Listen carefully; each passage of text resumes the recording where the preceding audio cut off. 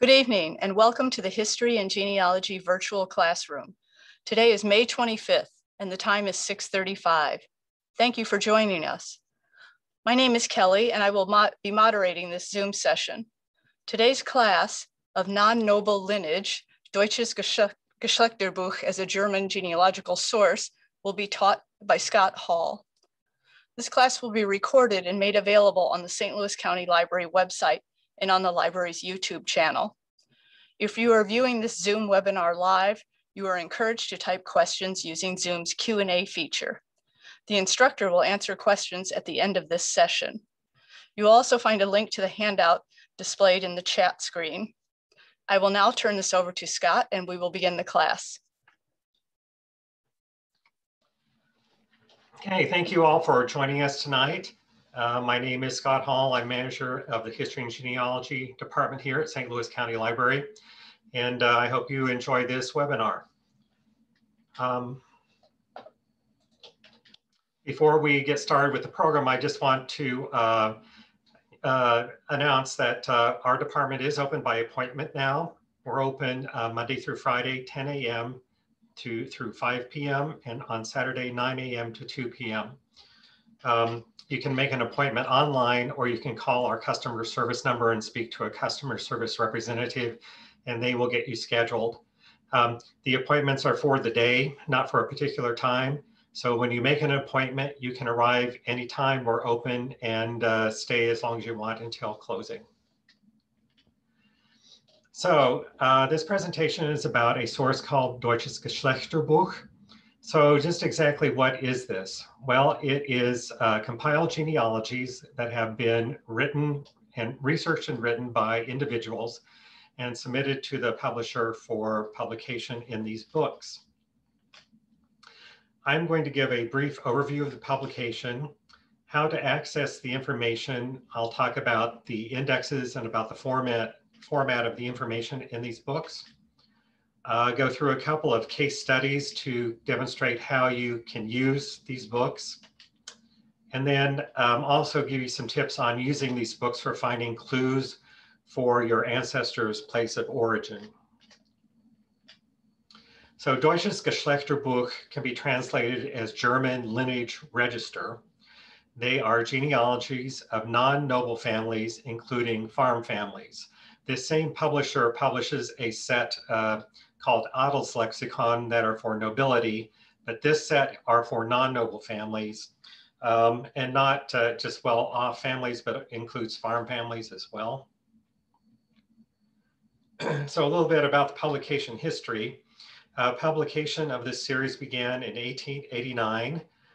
There were 221 volumes published between 1889 and 2012 by C.A. Starke Verlag. The first 119 volumes were published as Genealogisches Handbuch bürgerlichen Familien. So the first 119 volumes are often referred to as the Old Series or the Alte Reihe in German. And these were published in Görlitz, which is in Saxony on what is now the border with Poland. So during World War II, very unfortunately, the Soviet army invaded that town and took over the press, destroyed the printing plates in the stock, and confiscated and destroyed everything in the press. Genealogy was considered a bourgeois activity that went against communism, and so the Soviet army destroyed everything. So as a result, when that happened, no volumes of the old series could be sold. I mean, the only volumes that were available were ones that had already been owned by individuals or that you can maybe find in used bookshops. So after World War II, the owner moved his printing operation to Limburg an der Lahn, which is in Hesse, and he resumed publication in 1955 with volume 120 under the present title Deutsches Geschlechterbuch. So volumes 120 and following are often referred to as the new series or the Neue Reihe. The last volume was published in 2012. After that, the publisher entered into bankruptcy. in 2018. The stock and the publication rights were sold to a company called Geschlechterbuch. They are on the web, and you can still buy volumes that are in print, as well as CD-ROMs that have some of the volumes, which I will talk about in a little bit as well. So many volumes were published in region-specific subseries. These regions could be political boundaries, but often they are historical boundaries or maybe a cultural region. For instance, there's a volume published, or some volumes published for East Prussia. East Prussia, of course, no longer exists. It's part of Russia. But there are, so if you're interested in finding families in a particular area, some of these volumes are divided or published for specific regions. So as I mentioned, the first 119 volumes are no longer in print.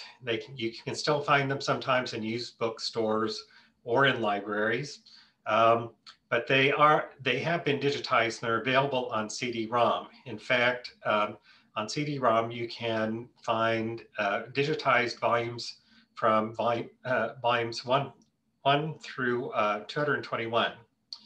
And then in print, there are available volumes 120 through 221.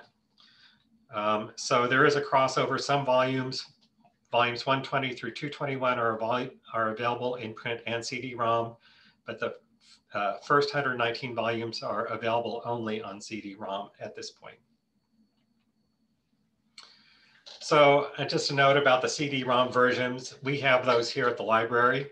The CD-ROMs are a bit challenging to use. We have put together a guide to using them. That guide is online, and there is a link in your syllabus to that. So the format is largely consistent across the entire series of volumes. The focus is on individuals presented within the context of lineages. There's often additional family history presented with the lineages as well. There were very high editorial standards for these publications, and they were well researched. So besides the main text, which has the lineages and the genealogical information, many of these volumes have some front matter that includes essays on history and culture, genealogical sources, lists of subscribers, memorials to those who have died in war or subscribers who have died, surname indexes. Most of this material you will find in the old series, but sometimes you will find some of this front matter in the new series as well. But the main text consists of genealogies with lines of descent for specific families. Commonly, there is more than one genealogy or lineage presented per volume. Sometimes there is only one, but oftentimes there are multiple ones. And then there is some back matter. These can include appendixes with additional information, pedigree charts for females in the different lineages, corrections and additions, lists of contributors, and a surname index to that particular volume. So the main text starts out with a narrative description of the family's origins, the meaning of the surname, and often an illustration of the coats of arms or a description of the coats of arms. There is usually a graphic overview outlining the generations and the branches described in the genealogy that follows. So you see kind of a graph that kind of outlines the different generations that are depicted or described in the following text. And then follows the lineages with the genealogical information about individuals within the line. So a little bit about indexes. There is a surname index to each volume. And then there is a cumulative index to volumes 1 through 216 available on CD-ROM. Cumulative print indexes were issued periodically. The indexes list only the surnames, not individual names. So when you go to the index, you will find all the volumes that have the name for Mueller, but you won't find entries for like Johann Mueller or individuals with individual given names, only surnames. Cumulative indexes in print direct you to the volume only, not the page in the volume. So let's take a look at one of the cumulative indexes in print. This is one that we happen to have in our collection. When you first open this, there will be a lot of front matter to this, and you'll finally get to the index. But the index has two parts. The first part is to this publication that I mentioned at the beginning of the presentation called Genealogical Handbuch des Adels. That is the publication for nobility, which we are not going to discuss today. And then following that is the index to the Deutsches Geschlechterbuch. So let's take a look at the indexes for that. You'll find a index to the main lineages in volumes 1 through 170. And then later you will find another index that has the main lineages and the secondary lineages. And in other words, secondary lines that are included in some of the main lineages. And those will be indexed for volumes 120 through 170.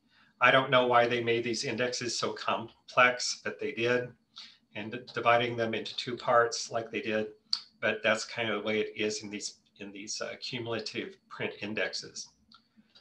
So here is, when you open it up to the index of main lineages for the volumes 1 through 170, it looks a little bit like this. There on the right side, you will just see the various surnames and then the volume designation after that. As an introduction to the index, you will find some abbreviations you might find in the index that apply to the coats of arms. There is another abbreviation that indicates that there's an Ahnentafel presented with the lineage. And then those that have a star, a diamond next to them, those mean that there is a revision available, and the volume that has a revision will be mentioned as well. The second index, which is the index of all lineages and volumes 120 through 170. Let's take a look at that up close. This one, if the surname is featured in the main lineage of the volume, it will have a star or an asterisk in front of the name, followed by the volume number, like I showed here. And then these secondary lineages, like this one for Abicht, directs you to the volume 124. So if it's a main lineage, it's not going to be hard to find, the lineage in the volume, because it's going to be one of the main lineages in the volume. It's going to be the main information in that volume. But if it's one of these secondary lineages, you're going to have to go to the surname index into the individual volume in order to find the pages where that surname will be found in the main lineage. So for instance, for this surname Abicht, you will have to go to volume 124, look in the surname index in that particular volume, and that will direct you to the individual pages where that surname is found. As I mentioned, there is a cumulative surname index for volumes 1 through 216 available on CD-ROM. This provides the volumes and the page numbers where the surname will be found. So so if you happen to order this CD-ROM, or you encounter it in a library collection, you will find that the interface in it is a bit clunky. It's all in German. What I have done is I managed to extract all of the index data and turn it into PDFs with headings that are in English. So if you come into our collection and use this index in our collection, it will be nicely presented. It's on PDF, so it's very simple to use. You can actually print out the pages if you want. So it looks something like this. I'll blow that up. And you have the surname, and then you'll have the volume and the individual pages where you'll find that surname in in that volume. Sometimes there's other information provided with the index as well. So all the volumes are printed in German. Volumes 1 through 119 are printed in Fraktur, which is that old type of German font. As I mentioned, there is a narrative section that has family history information about the lineage. So if you do find a major lineage that applies to your research in these volumes, you should probably have that translated if you don't know German. And then following that is information in the lineages that follows a consistent format. The information or the genealogical information for individuals use common symbols that are found in other German genealogical works. It's relatively easy to decipher if you don't know German. If you know, keywords, or if you have a word list that you can refer to and you know what the abbreviations are, then it should be fairly easy to decipher. So let's look at an example. So I found a death notice for Henry von der Au.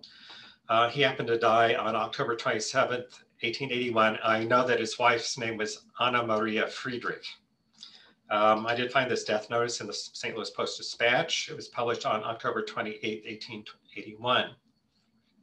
So first thing I'm going to do is I'm going to go to the index. In this case, I'm going to go to that index that I extracted from that CD-ROM that we have in our department. And I'm going to go to the V's for von der Au. And I'm going to look, but I don't see an entry there where it should be, von der Au. So what's going on here? Well, you will come across this in a lot of aspects of German genealogy. You have to think about the surname. How is it spelled in German, or what is the form in German as opposed to what it is in English? So von der Au is actually 3 words, von der Au. So you have to consider possible spelling variations. In this case, von is a preposition meaning from, and der is the definite article, the, and au is a noun. So you have to look in these indexes under the main word, which is au. So when I do that, I find a number of entries for von der Au. I'm going to blow that up. So under the notes column, there is a note that says ST. That means that there is something special about this lineage. Sometimes there are abbreviations that refer to the coat of arms, or in this case, I think this means Stammbaum. So there's a Ahnentafel or a chart associated or printed with this lineage. Whenever you see anything in that notes field, that's a key or a clue that lets you know that surname is the main one or one of the main ones in the volume. So there is a whole lineage devoted to the von der Au family in this volume. So I'm going to look at this one, and that is in volume 64, pages 101 to 125. So going back to this notes field, these are some of the abbreviations you will find. ST is Stammfolge, which is the lineage. BW is Bundeswappen, which refers to there's a full color illustration of the coat of arms. If it's just a W, it's a Waffenbeschreibung, which is a text description of the coat of arms, but no illustration. TW is Textwappen, which is a black and white illustration of the coat of arms, and AT is an Ahnentafel or pedigree chart is included. So as I mentioned, if you find anything in that notes column, that indicates that that surname is featured in one of the lineages, main lineages in the book. Surnames without a note are secondary lines. That means that they refer to females who have married into the line or a spouse who has married into the line, but it's not one of the main lineages. So when you go to the index, you find an entry for your surname, note the pages, and the volume that are listed in that index page. So we're going to go to volume 64. The German word for volume is Band. And we're going to go to page 101. And following, this particular volume was published in 1929. So we know it's one of the old series, and it's printed in Fraktur. So it looks like this. So it opens up with a nice narrative section with some family history and some background on the family genealogy and the ancestry. So I won't translate all of it, but basically some of the information can be digested down to that this von der Au family originated in Darmstadt, Doggelsheim, district of Oppenheim, or these are places where it can be found, Niedermodau, Güntersblum, and Erbach in Hesse, and that this line is Lutheran. Also in Berlin and Hamburg, and in St. Louis in North America. So I think I might be on the right track here because this von der Au that I'm looking for died in St. Louis. And then it gives some meaning about the name. So it says the name von der Au, or a variation is von der Aue, identifies someone who lives in the Aue, which can be translated as meadow. An Au or Aue is a land surrounded by water, a swampy, grassy area or island, and is usually understood in the same way as Flur, which means pasture or meadow.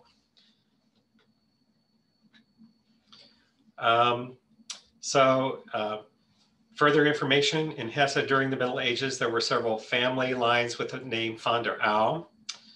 Current descendants go back to a common ancestor in Mar near Lauterbach. And then it gives some other information about, the background of the family and the original ancestor that they actually have evidence of. But a noble line, it appears that there was a noble line that dates back to 1338, but I don't think this line in particular was noble. More information about it, and actually in this part, it talks about how the noble line suffered the fate of having lost its nobility and became farmers. So the original ancestor that this lineage starts with is a Johann Heinrich von der Au, who was born in 1736. So when you get to the lineage itself, it gives you a little graphic overview. This is that little graphic or chart that I mentioned earlier. It just kind of outlines the different generations and notes what generations are going to, or what individuals of which generations are going to be discussed in the lineage. So you have up here the first generation, the second generation, and then the third generation, and there are 3 individuals in that third generation, and so forth. Right there. Each generation is noted by a Roman numeral. Here's the first generation, second generation, and then the 3 individuals, A, B, and C in the third generation, and so forth. So members of the same generation are presented together in the text. So in other words, it will give all the members of it will give the ancestor in the first generation, all the members of the second generation presented together, all the members of the third generation presented together, etc. As I show here. So let's look at the information for the original ancestor, Jakob von der Au, in the first generation. So translated, it says direct line of descent, generation 1, Jakob von der Au, deceased. Alternate names or other names that are known for this person are auf der Au, von der Au, auf der Aue, etc. And then he was born, has a designation born, but that information is not known. But they say about 1485, died at Mar. They don't know the exact date, but it was after 1547. And this person was a farmer in the same place. married in the same place to, dates not known, but the spouse was Katharina Bing, and they don't know her birth or death dates. So let's look at this again. So if there is a cross that appears before a name, that means that that individual was deceased at the time of the publication of this lineage. If a cross appears after the name, that means that that is the death information. So in this case, this person died in a place called Mar. If there is an ellipsis, the fact is not known. So for instance, this person died in Mar, but the date is not known. And then a star or asterisk after a person's name indicates that the birth information will follow. In this case, birth information is not known. And then marriage is indicated by a cross, as shown here, or sometimes by an infinity symbol or two rings next to each other. Okay, so I'm going to work my way through these lineages, and as I do come across a Heinrich von der Au. Heinrich, of course, is a form of Henry in English, and this person is generation 11B, and going back to this chart, you can see his relationship to other members in this lineage. So let's look at this entry. So this is generation 11B, Heinrich von der Au, who was born in Groß-Rohrheim. I looked that up, that's in Hesse, on November 25th, 1816, and died in St. Louis, Missouri in North America on, there's the ellipsis. So when they wrote this lineage, whoever wrote this lineage didn't know the death date. So Heinrich was a footwear salesman in St. Louis. He learned the shoemaking trade, and as a master shoemaker immigrated to the US in 1846. He married in St. Louis on August 11th, 1846, Anna Maria Friedrich, who was born in Darmstadt on October 16th, 1822, and died in St. Louis on January 14th in 1908. She was the daughter of Johann Friedrich, citizen and master cabinet maker at Darmstadt, and his wife Anna Magdalena Bissinger. So there you can see quite a bit of genealogical information in just this one entry. So let's look at another example. In this case, I want to find information on the Tinnemeyer family. So I'm going to look up Tinnemeyer in the index like I did before, and I do find an entry here. There is no note, so I know that this information about this Tinnemeyer family is not going to be one of the major lineages. It's probably just going to be incidental information about someone who's married into the line. So let's go to the volume that was indicated in the index. That's volume 212 on page 213. And this volume was published in 2000. And this happens to be one of the East Frisian volumes. So I go to page 213, and there I see the name down here, Tinnemeyer. And so this Tinnemeyer comes in the context of the Hook lineage. So let's look at an English translation of this. So this is generation 6E. The individual is Hermanus Friedrich Conrad Hook. And it presents children of this gentleman born in the place called Holtermoor. And the first child is a daughter, Gesine, born on March 13th, 1921, died at Oosterhouderveen on April 11th, 1986, married at Holtermoor on December 17th, 1949 to Evert Brinkema, who was born at Oosterhouderveen on September 4th, 1913, and his death information is not known, but he was the son of Gerhard Brinkema and Talkamina Tinnemeyer. So here we have this one reference to a Tinnemeyer in the context of the Hook lineage, and it happens to be the mother of a man who married a Hook female who was born to this Hermanus Friedrich Conrad Hook. So this is an example of kind of the secondary information you're going to find that's indexed in these volumes. So now I've kind of shown you a little bit how to do this, but let's look in more detail how you can find, use the Deutsches Geschlechterbuch to find clues to ancestral origins.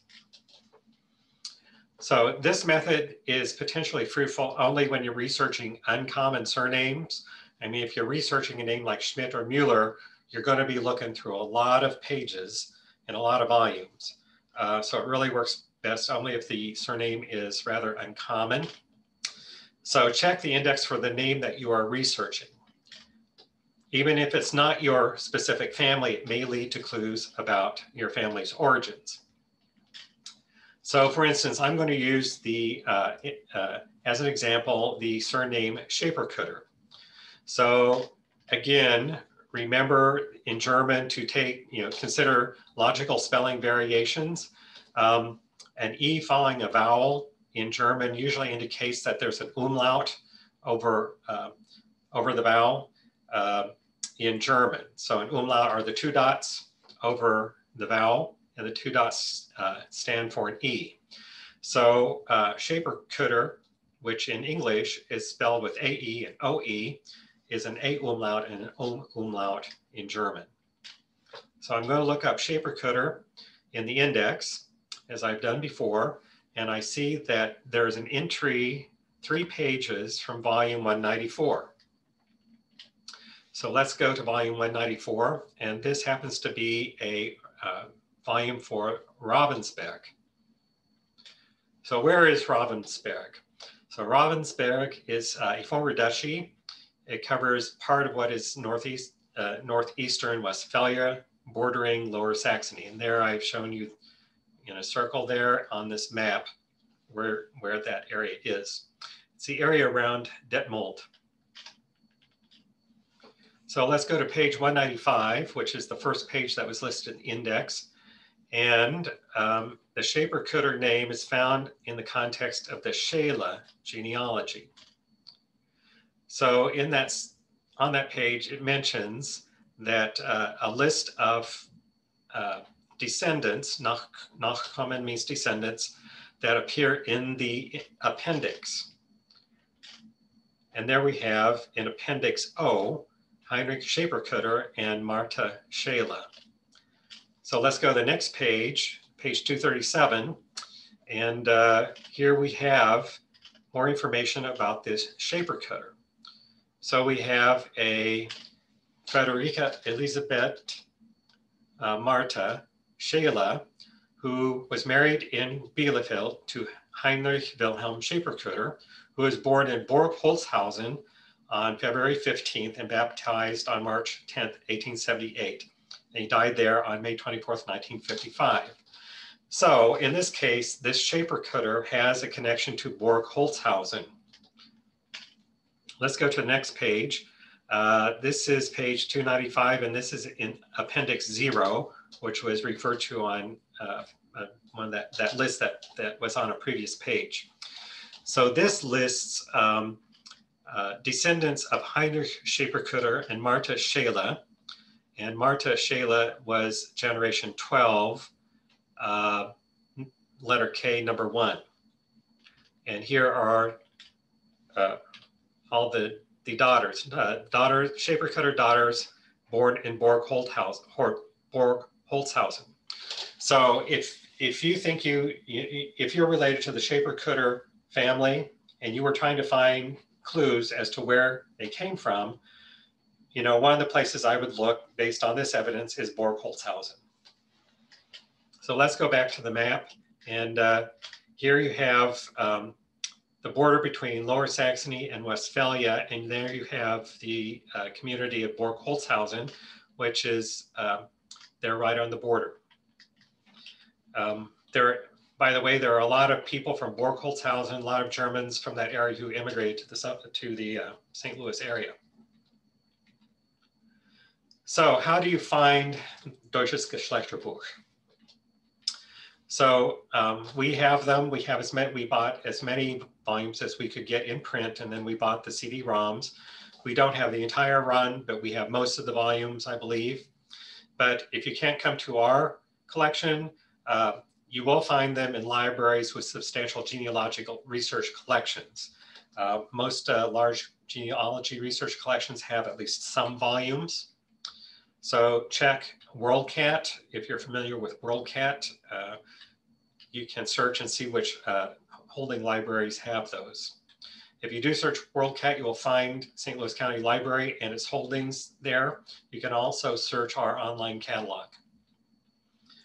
There is also a German genealogy website called Genwiki. And links to these sites, by the way, should be in your syllabus.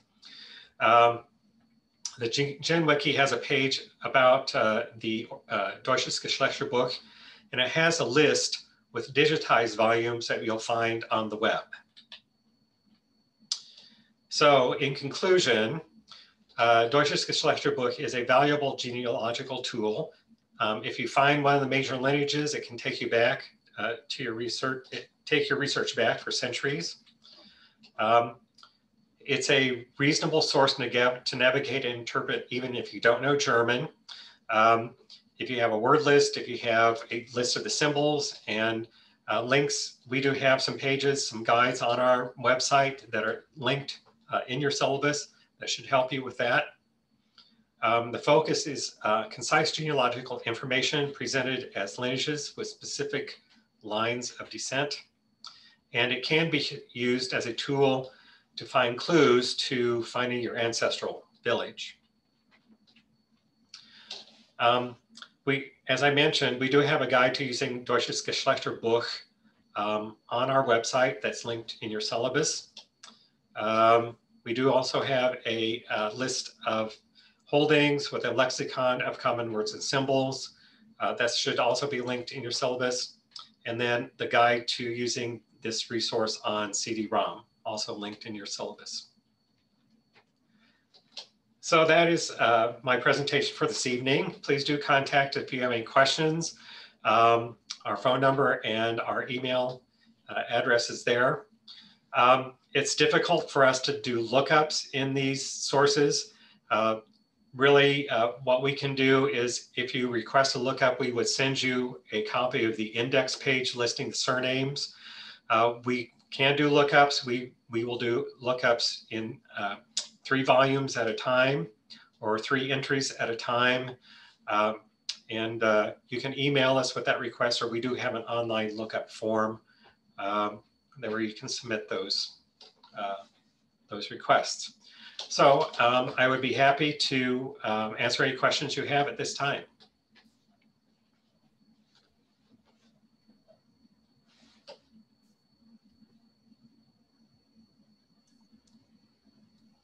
We have a question from Kent. He wants to know who submitted the information for the books. It says also it seemed that there were superscripts to some of the details. Does that mean that there are source references to those details? There are often source details to the references. Oftentimes though, usually if there's superscripts, it usually just means there's a footnote. Sources are not usually footnoted, but sources are usually listed at the end of the lineage or at the back of the volume. The information was submitted by someone who researched the line. Oftentimes it was a family member related to the line, but individuals have researched this information and submitted it to the publisher. And a question from Joan. She asked, do any other countries have such a lineage book? Some of these Deutsches Geschlechterbuch Bücher are published for Switzerland. They're in with the rest of the set. I do not know of any publisher or any comparable publication in other countries like this. There may be, but I don't know of any. Okay, and Dennis wants to know if Ancestry has any of these books. you know, I'm not sure. I don't believe they do. The ones published, the ones in the new series are in copyright. If there are any on Ancestry, they're probably published before 1923. Yeah. But as I mentioned, there are some in that Gen Wiki site. There are links to ones that have been digitized online. And there's a question from Kathy. She says she was told that her great-great-grandfather sold his Von name to get money for passage to the USA. Is there a way to find that information?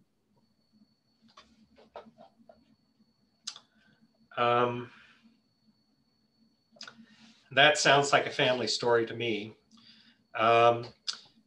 Just because a name has Von in front of it does not denote nobility.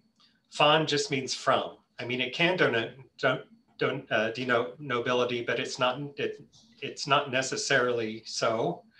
Many farm families, especially in northern Germany and Westphalia and Lower Saxony, had Von in front of their name because it designated the farm that they were from. So one of my ancestral names is Meyer zum Vorwalde, which means Meyer at Vorwalde. Sometimes you will have Von to indicate, you know, a connection to a farm name there. I have never heard of anyone selling their Von to get money for passage. I mean, nobility couldn't really be bought and sold. It was given or passed down from, you know, old generations. Okay, and a question from Linda. She asks, is there any information about families who migrated to the Banat region of Romania when the area was opened?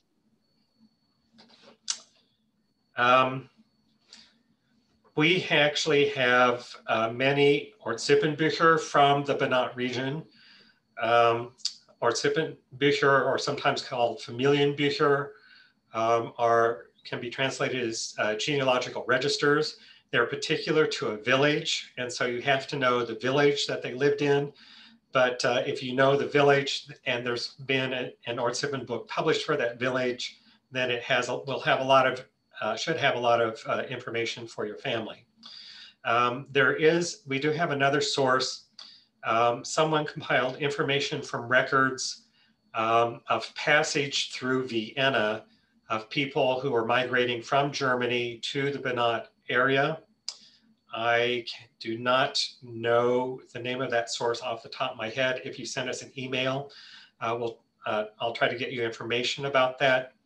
But it basically, I think, gives information about where they came from and where they were headed and the date and maybe who the members of the family traveling together.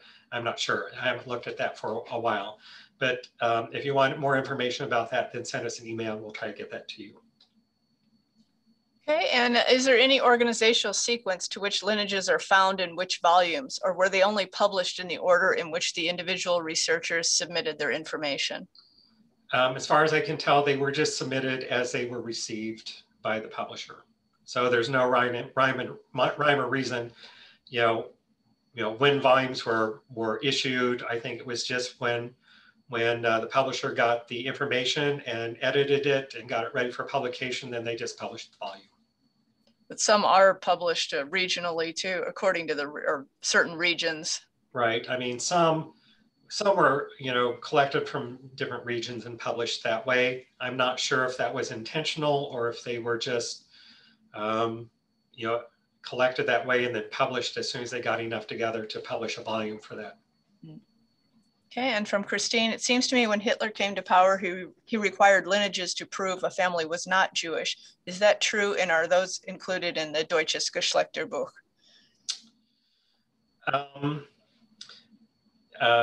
If you wanted, okay, as I understand it, if you wanted a civil service job or a government job in Germany, and I'm sure there were other organizations and companies that required evidence too, you had to show evidence that you had either no Jewish ancestry or only Jewish ancestry, you know, maybe back a certain number of generations, or if you had Jewish ancestry, you had to prove how much, you had to show how much Jewish ancestry you had. So there were various ways of doing this. But this is how kind of these Ortssippenbücher got started that I mentioned before, these genealogical registers that were published for a village. You know, the village got together and basically extracted genealogical information out of the local church registers and published them in these books or lists, so people could reference them and show that they, you know, prove their, you know, racial purity. So that's kind of the origin of the Ortssippenbücher. You will not find really any mention of it in these lineages. You know, some of the volumes in the old series leading up to World War II do have some essays about race and kind of Jewish, you know, purity of the race and that kind of thing, kind of Nazi or propaganda, kind of the kind of eugenics thinking on that period. But whether you will find any information about this in an individual lineage is doubtful.